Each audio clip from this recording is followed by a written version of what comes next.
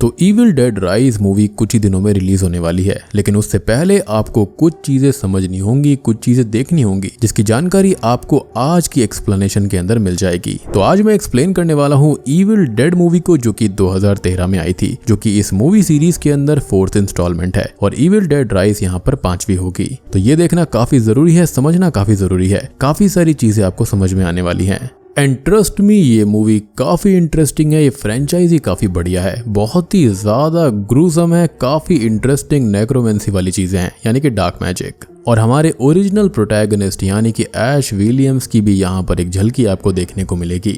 और हाँ, यहाँ पर सिर्फ 5 मूवीज नहीं है, बल्कि सीरीज भी आ रखी है। तो अगर आपको ये वीडियो पसंद आती है, आपको यहाँ पर सारी चीजें इंटरेस्टिंग लगती हैं, तो आप मुझे बता देना, मैं सारी की सारी मूवीज को और सीरीज को अच्छे से एक्सप्लेन कर दूंगा, सारी की सारी टाइमलाइन को, और क्या क्या चीजें यहाँ पर होती हैं, कितने तरह के डीमंस हैं, ईविल है, क्या क्या है। तो इविल डेड राइज के लिए भी जल्दी से वीडियो को लाइक कर दो, कमेंट कर दो जल्दी से। तो चलिए अब बिना किसी देरी के चलते हैं सीधा वीडियो की तरफ। तो मूवी की शुरुआत में हम जंगल के अंदर एक लड़की को देखते हैं, जो कि काफी डरी सहमी सी होती है। अब वो लड़की जंगल में इधर उधर भाग रही होती है कि तभी 2 लोग उस पर अटैक कर देते हैं। जिसके बाद उस लड़की की आंख खुलती है तो वो खुद को एक ऐसे बेसमेंट में बंधा हुआ पाती है, जहां पर चारों तरफ काला जादू करने वाले लोग मौजूद होते हैं, या फिर ये कहें कि उससे बचाने वाले लोग। और फिर तभी उस लड़की के सामने उसके फादर आ जाते हैं, जिससे हमको पता चलता है कि उस लड़की को उसके खुद के ही पिता ने किडनैप करवाया था। अब वो लड़की अपने पिता के सामने गिड़गिड़ाने लगती है कि वो उसको घर जाने दे, क्योंकि उसे अपनी माँ से मिलना है। जिस पर उसके फादर अजीब तरह से ये बोलते हैं कि तुमने अपनी माँ को पहले ही खत्म कर दिया है। और फिर तभी अचानक से वहां पर खड़ी हुई एक बूढ़ी औरत एक काले जादू की किताब को पढ़कर ये बोलती है कि वो अपनी बेटी को तुरंत जला दे। जिसके बाद उस लड़की के ही पिता अपनी बेटी के ऊपर गैसोलीन डालकर जैसे ही आग लगाता है, उस लड़की की आवाज अचानक ही चेंज हो जाती है और वो डिमोनिक वॉइस में बोलती है कि वो सबको खत्म कर देगी, यानी कि यहाँ पर वो किसी के पोजेशन में थी। लेकिन एट द एंड उसके फादर गन से अपनी बेटी का ही सर उड़ा देते हैं और उसको खत्म कर देते हैं। अब अगले सीन में हम उसी जंगल के अंदर कुछ दोस्तों को इकट्ठा होते हुए देख पाते हैं, जो कि सालों के बाद मिल रहे थे। इनके नाम होते हैं ओलिविया, डेविड, नैटली, एरिक और मिया। और डेविड और नैटली यहाँ पर गर्लफ्रेंड बॉयफ्रेंड होते हैं। उनके साथ में उनका डॉग ग्रैंडपा भी था।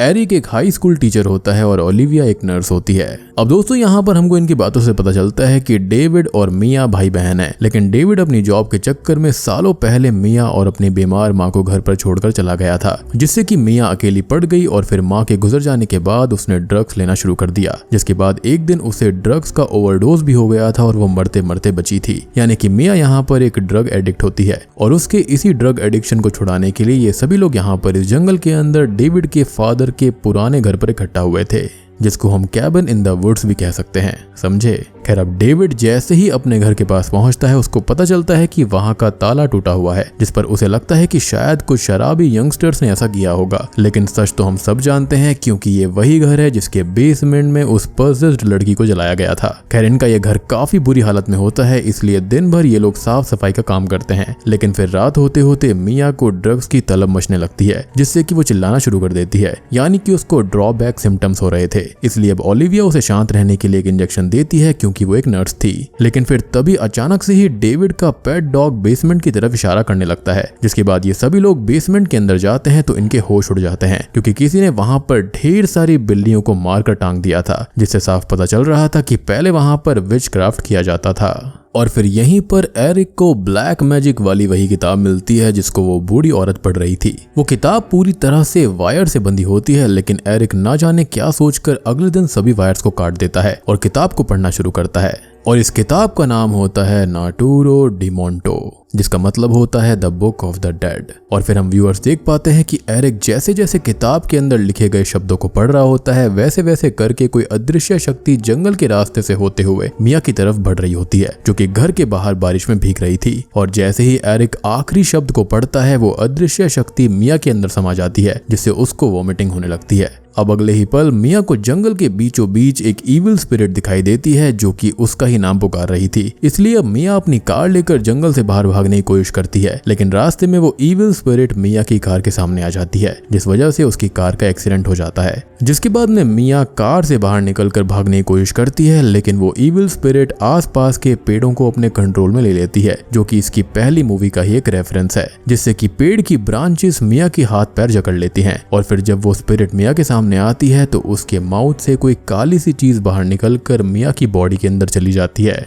और ये कोई और नहीं बल्कि मिया का ही डॉपलगैंगर या फिर इविल रूप था, जिससे कि मिया पूरी तरह से उसके पोजीशन में आ जाती है। अब थोड़ी देर के बाद में डेविड और बाकी सभी लोग मिया को ढूंढते हुए उसी पेड़ के पास पहुंचते हैं, लेकिन मिया अब आजाद थी और वो चुपचाप बैठी हुई थी, यानी कि उसके आसपास कोई भी पेड़ की ब्रांचेस वगैरह नहीं थी और उसको किसी ने भी जकड़ा नहीं हुआ था। इसलिए अब डेविड उसे घर लेकर आता है, जहां पर वो सबको अपने साथ हुए हादसे के बारे में बोलती है, लेकिन कोई भी उसके ऊपर यकीन नहीं करता, क्योंकि ओलिविया बोलती है कि मिया झूठ बोल रही है ताकि वो यहाँ से बाहर निकलकर ड्रग्स ले सके, और उसको विड्रॉल सिम्टम्स हो रहे हैं। और उसने अपने मेडिकल करियर के अंदर ऐसे बहुत से पेशेंट्स देखे हैं जो कि ड्रग्स लेने के लिए ऐसी झूठी मूठी कहानियां बनाते रहते हैं। वहीं दूसरी तरफ Eric book of the dead को पढ़ रहा होता है, जिसके अंदर लिखा होता है कि पॉसेस्ड व्यक्ति पहले ऐसे ही ट्रीज में जकड़ा जाता है, यानी कि किताब की बातों से हमको पता चल गया था कि मिया को पोजेशन हुआ है। मीनवाइल डेविड जब कैबिन से बाहर कूड़ा फेंकने जाता है तो वो बिल्कुल शॉक्ड हो जाता है, क्योंकि किसी ने उसके पेट डॉग को बड़ी बेरहमी से मार दिया था। और फिर उसे जैसे ही ये रियलाइज होता है कि ये काम मिया ने ही अपने पागलपन में किया है, तो वो उससे बात करने चला जाता है। लेकिन घर में पहुंचकर उसे बहुत बड़ा धक्का लगता है, क्योंकि मिया ने जानबूझकर शावर के हॉट वाटर से अपने आप को ही जला लिया था। इसलिए अब डेविड तुरंत ही मिया को लेकर अपनी कार से हॉस्पिटल निकल जाता है, लेकिन बहुत ही तेज बारिश होने की वजह से शहर जाने का एक लौता रास्ता पानी में डूब चुका था। इसलिए ना चाहते हुए भी डेविड को घर वापस लौटना पड़ता है, और फिर यहीं पर हम मिया को इविल स्माइल देते हुए देख पाते हैं।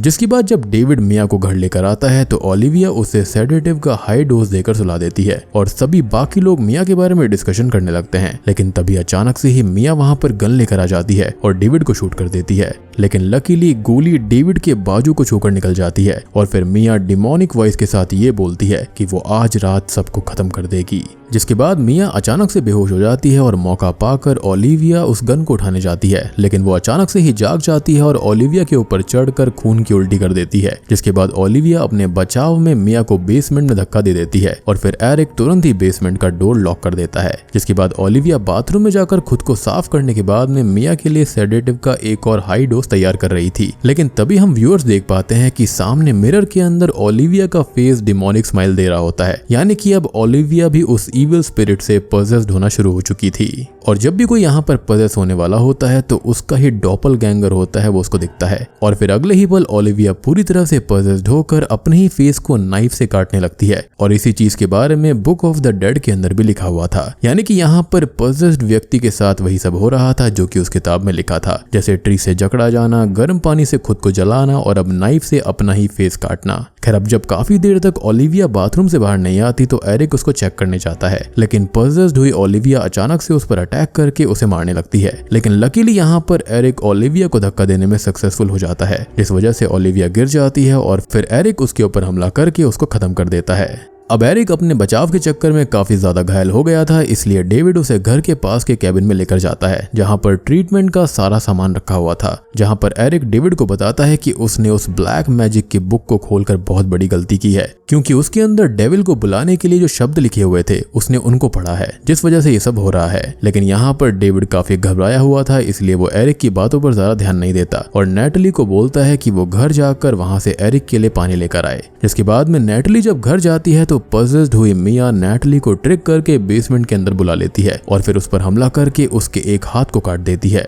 इनफैक्ट वो खुद की जीभ को भी काटती है, जो कि बहुत ही सिग्नेचर मूव है डीमंस का, और फिर वो जबरदस्ती उसके साथ किस करने लगती है। लेकिन लकीली इतने टाइम में वहां पर डेविड आ जाता है, जो कि नैटली को बचा लेता है और मिया को बेसमेंट के अंदर लॉक कर देता है। अब हमें एरिक को दिखाया जाता है जो कि उसी किताब को जलाने की कोशिश करता है, लेकिन उस किताब के ऊपर आग का कोई असर नहीं होता, जिसको देखकर डेविड को भी यकीन हो जाता है कि ये सब उसी ब्लैक मैजिक वाली किताब की वजह से ही हो रहा है। और सबसे बड़ी बात यह है कि ये जो किताब है, इसके जो पन्ने होते हैं ना, वो इंसानी चमड़ी से बने हुए हैं और उसके जो शब्द लिखे हैं वो खून से हैं। तो यहाँ पर आप समझ सकते हो कि ये कितनी खतरनाक किताब है, कितने ह्यूमन सैक्रिफाइसेस के बाद में इसको बनाया गया है। एरिक तभी डेविड को बताता है कि किताब के हिसाब से करंटली वो लोग जिस इविल स्पिरिट का सामना कर रहे हैं या फिर डीमन का सामना कर रहे हैं, उसका काम असल में लोगों की आत्मा के ऊपर कब्जा करना होता है। और अगर एक बार उसने 5 लोगों की आत्माओं के ऊपर कब्जा कर लिया तो आसमान से खून की बारिश होगी और फिर नर्क का दरवाजा खुलेगा और वहां से एबोमिनेशन इस धरती पर आ जाएगा। लेकिन अगर इसे रोकना है तो उसे मिया को खत्म करना होगा, क्योंकि वो इविल स्पिरिट मिया की सोल से किसी लीच की तरह चिपक चुकी है। वहीं दूसरी तरफ हम नैटली को देखते हैं, जिसके हाथ पर मिया के काटने का असर शुरू हो गया था, यानी कि ये इन्फेक्शियस भी था। इसलिए अब नैटली खुद को बचाने के लिए अपने ही हाथ को एक आरी से काट लेती है, क्योंकि यहाँ पर नैटली समझ चुकी थी कि जब तक उसके अंदर इविल स्पिरिट का कोई भी अंश रहेगा तब तक वो ठीक नहीं हो सकती। और फिर हाथ काटने के बाद नैटली को कुछ आराम भी मिलता है, जिसके बाद डेविड और एरिक भी वहां पर आ जाते हैं और नैटली के कटे हुए हाथ की मरहम पट्टी कर देते हैं। अब एरिक उस ब्लैक मैजिक वाली किताब को पढ़कर बताता है कि इविल स्पिरिट को खत्म करने के 3 तरीके हैं, जिनमें से पहला तरीका है कि जिस व्यक्ति को इविल स्पिरिट ने पजस किया है उसको जिंदा जला दिया जाए, जैसा कि शुरुआत में दिखाया गया था, या फिर जिंदा दफना दिया जाए, या फिर उसकी बॉडी के टुकड़े टुकड़े कर दिए जाएं। और यही वो वजह थी कि मूवी की शुरुआत में एक पिता ने अपनी ही बेटी को जिंदा जला दिया, क्योंकि अगर वो ऐसा नहीं करते तो उसकी बेटी बारी बारी से सभी को खत्म कर देती, जैसे कि उसने अपनी माँ को किया था। और उसको भी इसी इविल स्पिरिट ने पजस किया होगा और किसी न किसी ने किताब को पढ़ा होगा। खैर, अब यहाँ पर ये लोग ये सारे मेथड्स के बारे में डिस्कस कर ही रहे होते हैं कि तभी वहां पर पजस्ड हालत में नैटली आ जाती है, जो कि एरिक और डेविड पर जोरदार हमला करने लगती है। यानी कि हाथ काटने का भी कोई फायदा नहीं हुआ, जिसके अंदर एरिक काफी घायल हो जाता है, लेकिन at the end David gun से अपनी ही गर्लफ्रेंड नैटली को खत्म कर देता है। डेविड अब फैसला करता है कि वो पूरे घर को आग लगा देगा ताकि घर के बेसमेंट में कैद मिया भी घर के साथ ही जलकर खत्म हो जाए। इसलिए अब डेविड एरिक को बाहर कार में बैठाकर खुद घर के अंदर जाकर गैसोलीन छिड़कता है, लेकिन तभी अचानक से ही उसे मिया की आवाज सुनाई देती है, जो कि वही सॉन्ग गा रही होती है जो कि बचपन में उन दोनों की माँ गाया करती थी। और तभी अचानक से बहुत जोरदार बिजली चमकती है, जिससे पास के ही पेड़ में आग लग जाती है, जिसको देखकर डेविड को आइडिया आता है कि वो मिया को जलाने के बजाय जमीन में ही जिंदा दफना देंगे, जिससे कि उसकी जान चली जाएगी और वो इविल स्पिरिट उसकी बॉडी से बाहर निकल जाएगी। और फिर उसके कुछ ही देर के बाद में वो मिया को इलेक्ट्रिक शॉक देकर वापस जिंदा कर सकते हैं।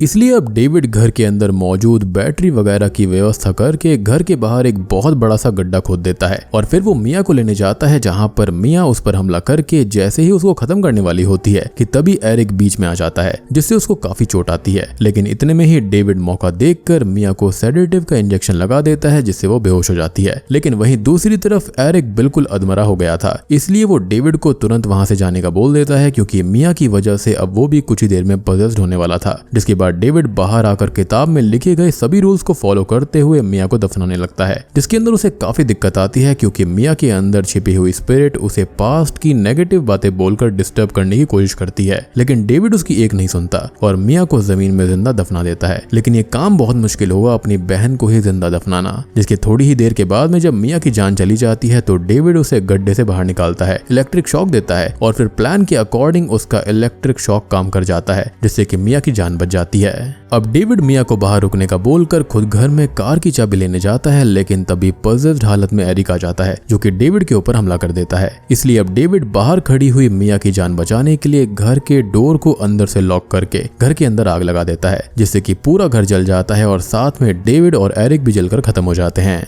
लेकिन कहानी अभी खत्म नहीं हुई है, क्योंकि डेविड के मरते ही 5 लोगों की मौत पूरी हो गई थी। यानी कि नैटली खत्म हो गई, एरिक खत्म हो गया, डेविड खत्म हो गया, ओलिविया भी खत्म हो गई थी और टेक्निकली देखा जाए तो यहाँ पर मिया भी खत्म हुई थी, उसको तो दोबारा रिवाइव करा गया है। तो 5 मौत यहाँ पर हो चुकी थी। डीमंस के अकॉर्डिंग तो ये सही था। इसलिए अब आसमान से ब्लड की बारिश होने लगती है और फिर नर्क का दरवाजा खुलता है, जिसके अंदर से एबोमिनेशन बाहर आती है, जो कि कोई और नहीं बल्कि मिया का ही एक ईविल रूप था, जो कि मिया के ऊपर ही हमला करके उसको खत्म करने की कोशिश करती है। और इस हमले में मिया अपना एक हाथ भी खो देती है, लेकिन एट द एंड मिया हिम्मत दिखाती है और वो एक सॉ की मदद से एबोमिनेशन के बॉडी के 2 टुकड़े कर देती है। और सिर्फ इतना ही नहीं, वो एबोमिनेशन के सर को भी काट देती है, जिसके बाद हम व्यूअर्स देख पाते हैं कि एबोमिनेशन की बॉडी वापस से नर्क के अंदर चली जाती है और फिर उगते सूरज की किरणों के साथ में मिया जंगल छोड़कर बाहर निकलने लगती है। लेकिन दोस्तों, यहाँ पर एक ट्विस्ट ये होता है और मिया भी इस बात से अनजान थी कि यहाँ पर वो किताब अभी भी बिल्कुल सही सलामत हालत में है और उस जलते हुए घर के बाहर वो पड़ी होती है। यानी कि वहां पर जब भी कोई नेक्स्ट बार आएगा, अगर उसने उस किताब को पढ़ लिया तो ये फिर से शुरू होगा। लेकिन ऐसा क्यों है, तो इसके बारे में में हमको पोस्ट क्रेडिट सीन के अंदर जानकारी दी जाती है। जी हाँ, तो पोस्ट क्रेडिट सीन के अंदर हम किसी की आवाज को सुन पाते हैं जो कि ये बोलते हैं कि उसे कैंडेरियन के खंडरों से एक ऐसी किताब मिली है जो कि प्राचीन सुमेरियन संस्कृत के परंपराओं और अंतिम संस्कार की जानकारी देती है। और इस किताब का नाम होता है नटूरो डिमोंटो, जो किताब हमको शुरुआत में दिखाई गई थी, और इसका मतलब होता है बुक ऑफ द डेड यानी कि मौत की किताब। और ये वही किताब है जिसको हमने पूरी मूवी के अंदर देखा है। यहाँ पर ये प्रोफेसर होते हैं जो कि बताते हैं कि ये किताब इंसान के चमड़े से बनी है और इसे लिखने के लिए इंसानी खून का इस्तेमाल किया गया है। यानी कि सोचो कितने सैक्रिफाइसेस दिए गए होंगे। और इस किताब के अंदर शैतान को आजाद करने का जिक्र किया गया है। इसके अलावा इसके अंदर ऐसी ईविल शक्तियों का भी जिक्र किया गया है जो कि इन जंगलों में घूमती हैं और इंसानों के घरों के अंदर रहती है। और सबसे जरूरी बात कि कभी भी इन शैतानों या फिर बुरी शक्तियों की मौत नहीं होती, इसलिए इस किताब के अंदर लिखे गए शब्दों को पढ़कर उन्हें फिर से जिंदा किया जा सकता है, जैसा कि इस पूरी मूवी के अंदर हुआ था। यानी कि ये पहली बार नहीं था। जो भी इस किताब के शब्दों को पढ़ेगा ये ईविल स्पिरिट फिर से आएगी। और फिर इसके बाद में प्रोफेसर ये बोलते हैं कि उसे यकीन है कि उसने इस किताब के जरिए जिस ईविल शक्ति को आजाद किया है वो उसकी जान लेने जरूर आएगा। और तभी हमें इस प्रोफेसर का फेस दिखाया जाता है जो कि कोई और नहीं बल्कि 1981 वाला ही ऐश विलियम्स है, जो कि थोड़ा सा बूढ़ा हो चुका है। और बूम, इसी के साथ में ईविल डेड यहीं पर खत्म हो जाती है। तो दोस्तों ये थी evil dead 4th part movie कहानी, जो कि एक रीमेक है यहाँ पर 1981 वाली फिल्म का, या फिर ये कहें एक री इमेजिनेशन है। अब देखो यहाँ पर काफी सारी मूवीज हैं इसकी, जैसे कि ईविल डेड पार्ट 1 है, पार्ट 2 है, आर्मी ऑफ डार्कनेस है, और इवन यहाँ पर सीरीज भी आई हुई है। तो अगर आप चाहते हैं कि मैं उनको भी एक्सप्लेन करूँ तो मैं एक्सप्लेन कर दूंगा। आप कॉमेंट के अंदर लिख देना, मैं आपको सारी की सारी टाइमलाइन वगैरह सब कुछ समझा दूंगा। क्योंकि रीजन क्या होता है ना कि मैं इतनी मेहनत भी करूँ और यहाँ पर रेस्पॉन्स अच्छा न मिले तो कोई फायदा नहीं है। तो अगर आपको ये पसंद आती है तो आप चाहते हैं यहाँ पर इस पूरी किताब के ऊपर डिटेल वीडियो बननी चाहिए, सारी टाइमलाइन बननी चाहिए, ऐश विलियम्स के बारे में मैं आपको बताऊं, तो सब कुछ आप कमेंट सेक्शन के अंदर बता देना। और ईविल डेड राइज को देखने से पहले इस मूवी का एक्सप्लेनेशन इसलिए जरूरी था क्योंकि आपको इससे समझ में आएगा कि किताब क्या है, उसके अंदर जो टेकर ऑफ सोल्स है यानी कि एबोमिनेशन है, वो ईविल स्पिरिट क्या है, वो कैसे काम करती है, क्या होता है, ये सब चीजें आपको समझ में आ गई होंगी। तो अब आप इजीली प्रिपेयर हो गए हो अगली मूवी देखने के लिए। टू बी ऑनेस्ट काफी इंटरेस्टिंग फ्रेंचाइजी है ये। और जो ईविल डेड राइज आने वाली है वो तो मेरे ख्याल से इस साल की one of the biggest horror movie होने वाली है। तो वीडियो पसंद आई हो तो लाइक कर देना, चैनल के ऊपर नए हैं तो सब्सक्राइब कर लीजिए। तो मैं आप सबको मिलता हूँ अगली वीडियो के साथ में, तब तक के लिए